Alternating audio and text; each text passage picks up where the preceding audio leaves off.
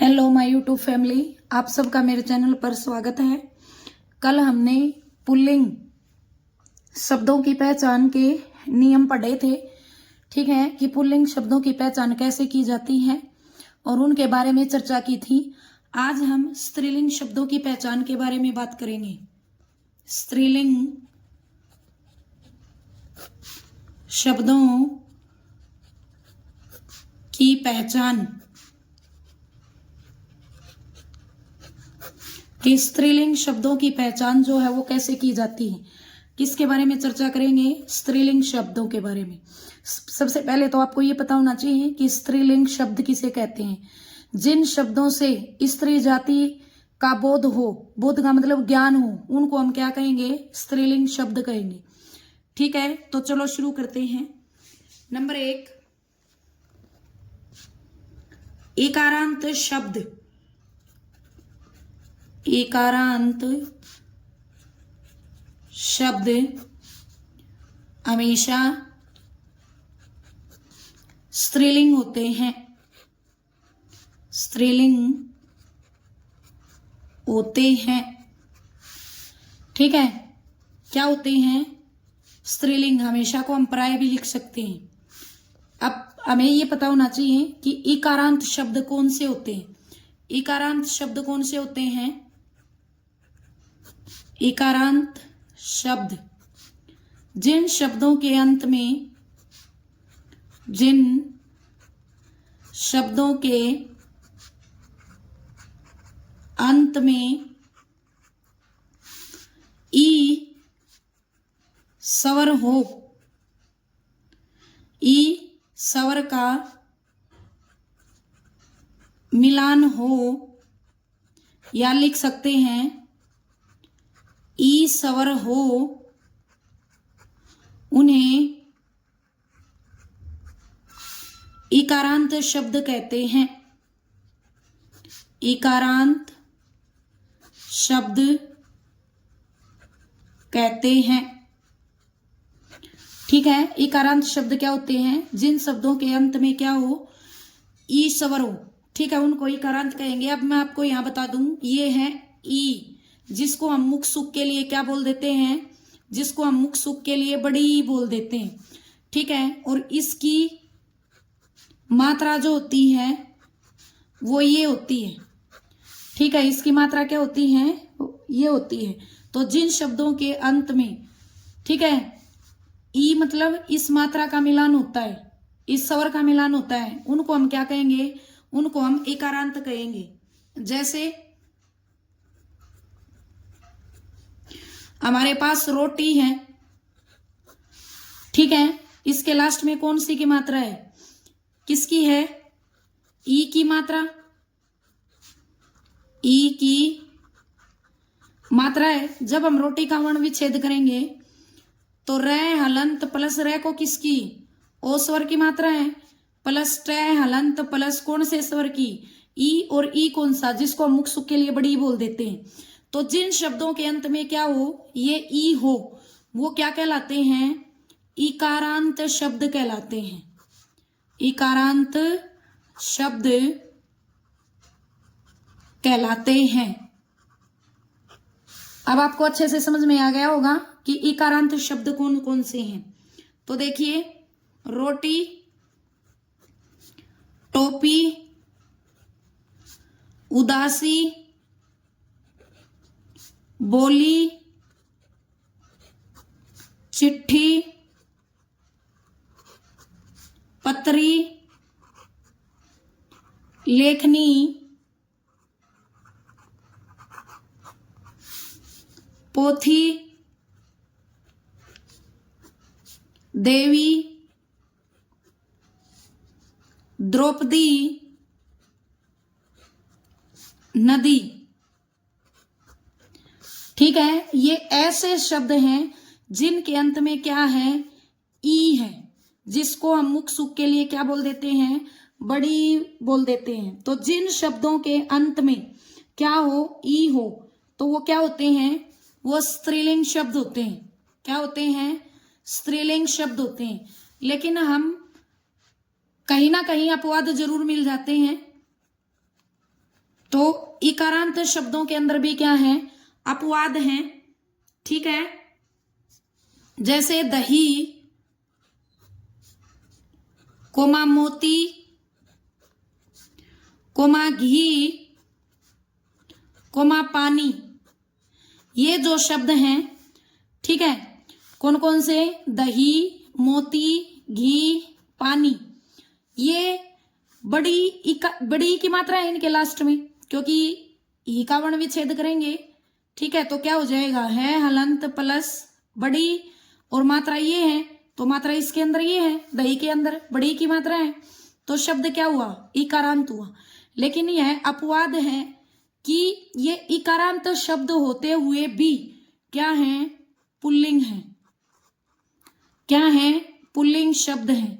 मैंने कल भी आपको बताया था, अगर किसी भी शब्द के अंदर दुविधा है, हमें डाउट है ये पहचान करने में कि वो पुल्लिंग है या स्त्रीलिंग है, तो उसको हमें वाक्य में प्रयोग करके देख लेना चाहिए। अब जैसे कई बार बच्चे कराते हैं, ये दही शब्द बहुत बार जो है वो परीक्षा में पूछा गया है, प्रतियोगिताएं जो परीक्षा होती है उनके अंदर पूछा जाता है, और हम ये सोचते हैं दही, ठीक है, तो दही स्त्रीलिंग होगा, नहीं, दही पुल्लिंग शब्द है।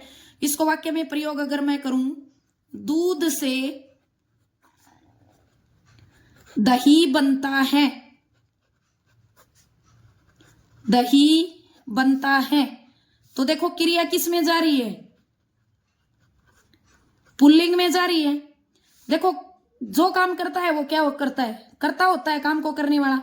अब बनने का काम किसने किया है, दही है, तो दही जब पुल्लिंग में है तो ये शब्द भी क्या हो जाएगा, क्रिया पुल्लिंग में है, तो कर्ता भी किस में हो जाएगा, पुल्लिंग में हो जाएगा। तो दही शब्द क्या है, पुल्लिंग है। अगर मैं मोती की बात करूं, वाक्य में प्रयोग करके देखो, मोती चमक रहा है। अब रहा है क्या, पुल्लिंग है, क्रिया पुल्लिंग है, तो इसका मतलब कर्ता भी, चमकने का काम कौन कर रहा है, मोती, तो मोती भी क्या है, पुल्लिंग है। तो कई इस तरह से हमें शब्द को किस में प्रयोग करके देख लेना चाहिए, वाक्य के अंदर प्रयोग करके देख लेना चाहिए, तो बड़ी ही आसानी से हम, ठीक है, शब्द का ये पता लगा सकते हैं कि ये शब्द पुल्लिंग का है या स्त्रीलिंग का है। चलो नंबर 2 पॉइंट में बात करते हैं, अगली पहचान के बारे में हम बात करते हैं, भाषाओं के नाम। भाषाओं के नाम, ठीक है, प्राय स्त्रीलिंग में होते हैं, स्त्रीलिंग में होते हैं। अब भाषाएं कौन कौन सी हैं, असमिया, हिंदी, अंग्रेजी, कश्मीरी, मद्रासी, गुजराती, मराठी आदि। तो ये भाषाएं हैं, ठीक है। प्राय का मतलब क्या होता है, हमेशा। भाषाओं के नाम किस में होते हैं, स्त्रीलिंग में होते हैं। किस में होते हैं, स्त्रीलिंग में होते हैं। चलो अगले पॉइंट पे हम बात करेंगे, नदियों के नाम, ठीक है।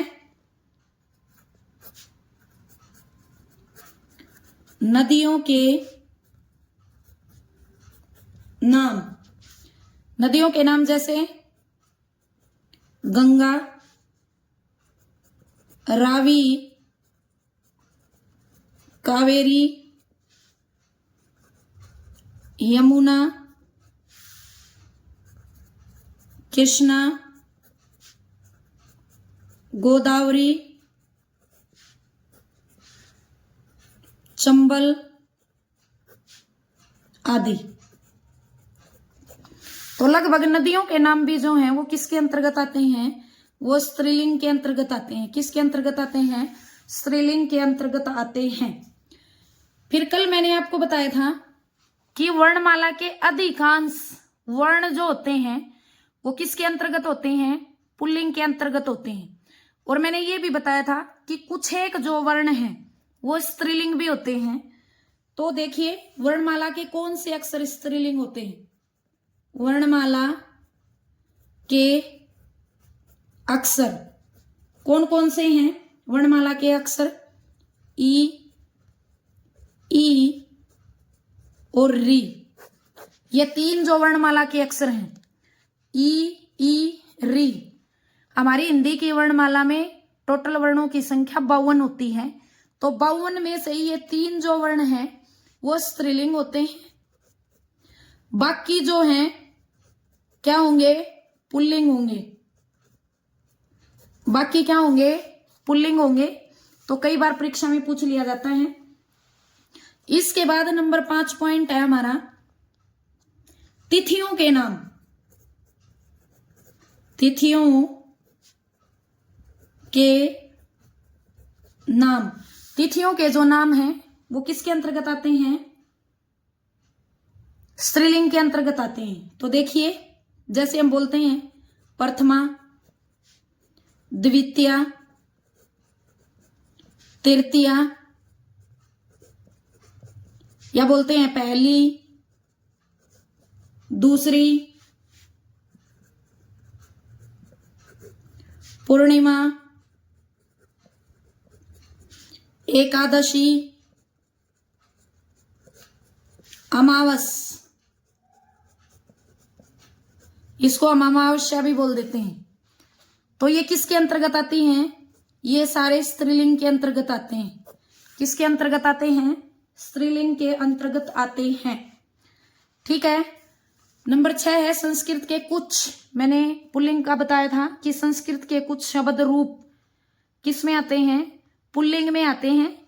लेकिन हिंदी में वो अपवाद होते हैं कि वो स्त्रीलिंग में पढ़े जाते हैं। कुछ मैंने कल की वीडियो में आपको बताया था। तो संस्कृत के कुछ शब्द स्त्रीलिंग भी होते हैं। संस्कृत के स्त्रीलिंग शब्द, स्त्रीलिंग शब्द। तो स्त्रीलिंग कौन से? जैसे आशा, लता, दिशा, श्रीता, रजनी, सुता, शिष्या, प्रिया,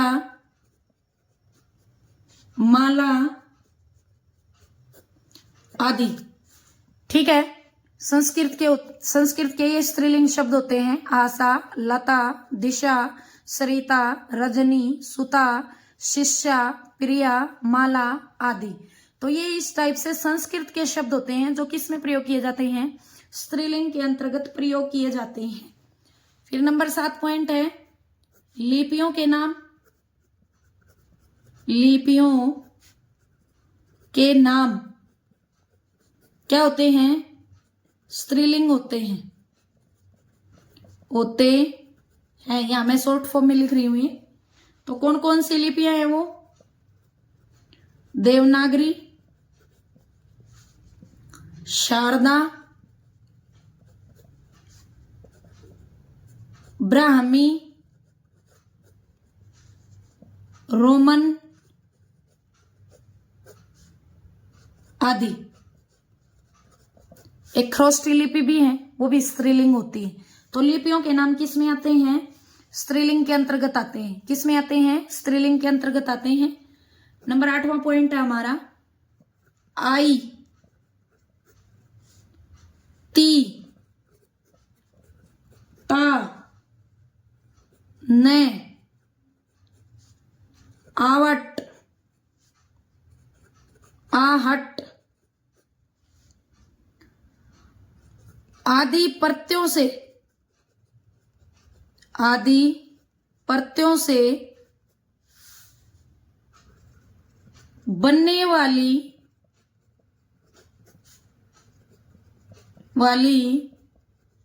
भाववाचक संज्ञाएं जो हैं, संज्ञाएं स्त्रीलिंग होती हैं, स्त्रीलिंग होती हैं। ठीक है, किन किन प्रत्ययों से? आई, ती, ता, न, आवट, आहट। ठीक है, जैसे मैं आवट की बात करूं तो आवट के लिए लिखावट, गिरावट,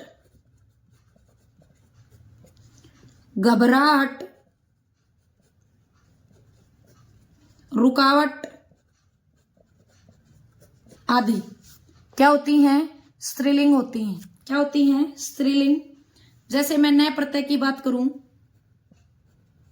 जलन, सड़न, चुभन। ठीक है, इस प्रकार की जो भाववाचक संज्ञाएं हैं नए प्रत्यय से बनने वाली। ती की बात करूं तो क्री के धातु के अंदर ती जोड़ देंगे तो क्या हो जाएगा? कृति। ठीक है, आस प्रत्यय की अगर मैं बात करूं, मिठास, खटास। जो संज्ञाएं हैं भाववाचक, ठीक है, ये कौन सी संज्ञाएं हैं? भाववाचक संज्ञाएं हैं। ये क्या हो जाएंगी? ये स्त्रीलिंग हो जाएंगी। किसके अंतर्गत आती हैं? स्त्रीलिंग शब्दों के अंतर्गत आती हैं। ता प्रत्यय की बात करूं तो मैं महानता, नीचता, लघुता। ठीक है, अगर मैं आई की बात करूं,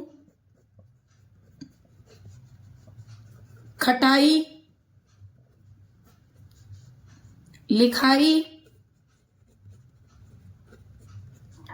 चिकनाई,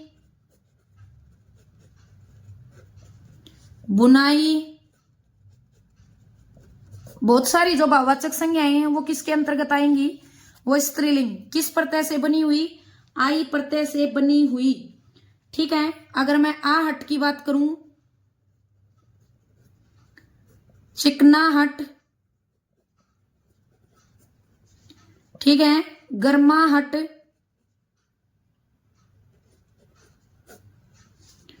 और सकपकाहट। तो इस प्रकार किससे? आहट से बनने वाली, ये ट है भाई, किससे? आहट से बनने वाली, आहट प्रत्ययों से बनने वाली जो भाववाचक संज्ञाएं हैं वो किसके अंतर्गत आती हैं? वो स्त्रीलिंग के अंतर्गत आती हैं। अगर आपको मेरी वीडियो अच्छी लग रही है तो इसे लाइक करें, शेयर करें, सब्सक्राइब करें। तो चलिए अगले पॉइंट पे हम बात करते हैं। 9वां हमारा पॉइंट है क्या? कि ईया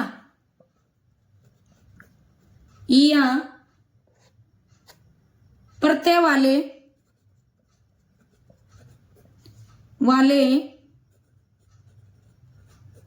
शब्द स्त्रीलिंग होते हैं, स्त्रीलिंग होते हैं। ठीक है, या प्रत्यय से बनने वाले, जैसे बिटिया, दुनिया, पुलिया, दुखिया, चिड़िया, खड़िया।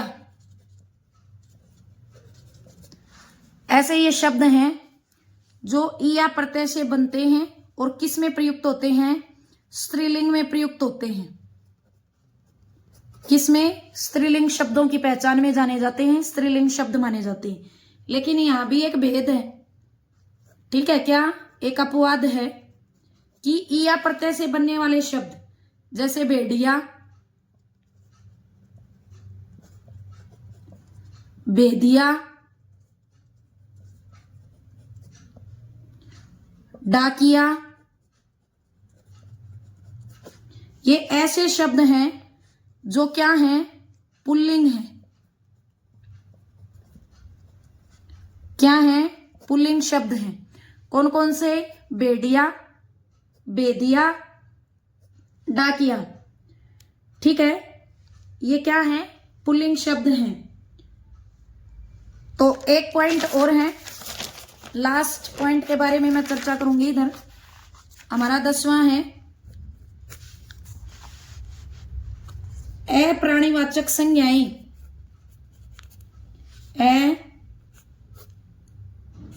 अप्राणीवाचक संज्ञाओं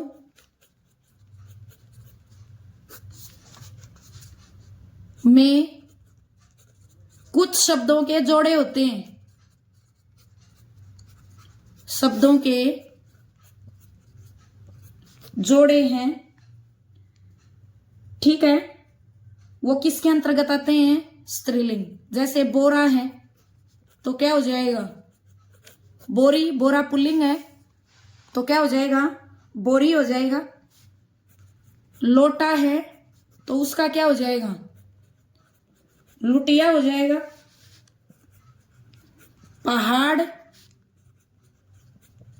पहाड़ी हो जाएगा। नगर, नगरी हो जाएगा। ठीक है, ये सारे क्या हैं? पुल्लिंग है। ठीक है, जबकि ये सारे क्या हैं? स्त्रीलिंग है। तो इस प्रकार से अप्राणीवाचक, ठीक है, अप्राणीवाचक का मतलब समझते हो? प्राणीवाचक सजीव जिनको हम बोलते हैं, अप्राणीवाचक जो निर्जीव होते हैं। तो निर्जीव शब्दों के कुछ जोड़े ऐसे होते हैं, निर्जीव शब्दों के, जो किस में काउंट किए जाते हैं? स्त्रीलिंग के अंतर्गत काउंट किए जाते हैं। क्यों किए जाते हैं? क्योंकि इनमें स्त्रीत्व का बोध कराने वाली संज्ञाएं भी क्या होती हैं? स्त्रीलिंग होती हैं। स्त्रीलिंग होती हैं। इसी कारण ये अप्राणीवाचक जो संज्ञाओं के जो जोड़े होते हैं वो स्त्रीलिंग में क्या किए जाते हैं? गिने जाते हैं, माने जाते हैं। ठीक है, तो आज के लिए इतना ही। मैंने आपको अच्छे से सारे नियमों के साथ, ठीक है, आपको ये बताया है कि कौन कौन से शब्द पुल्लिंग शब्दों के अंतर्गत आते हैं और कौन कौन से शब्द स्त्रीलिंग शब्दों के अंतर्गत आते हैं। उनकी पहचान हम किस तरह से कर सकते हैं। फिर मैं एक बार लास्ट में फिर मैं दोहराना चाहूंगी, अगर किसी भी शब्द पे दुविधा हो रही है तो उसको हमें वाक्य में प्रयोग करके देख लेना चाहिए। क्रिया पुल्लिंग आ रही है तो शब्द पुल्लिंग है, क्रिया स्त्रीलिंग आ रही है तो शब्द स्त्रीलिंग है। यह पहचान का सबसे अच्छा नियम है। तो आज के लिए इतना ही। अगर मेरी वीडियो आपको अच्छी लगी हो तो इसे लाइक करें, शेयर करें, सब्सक्राइब करें। धन्यवाद।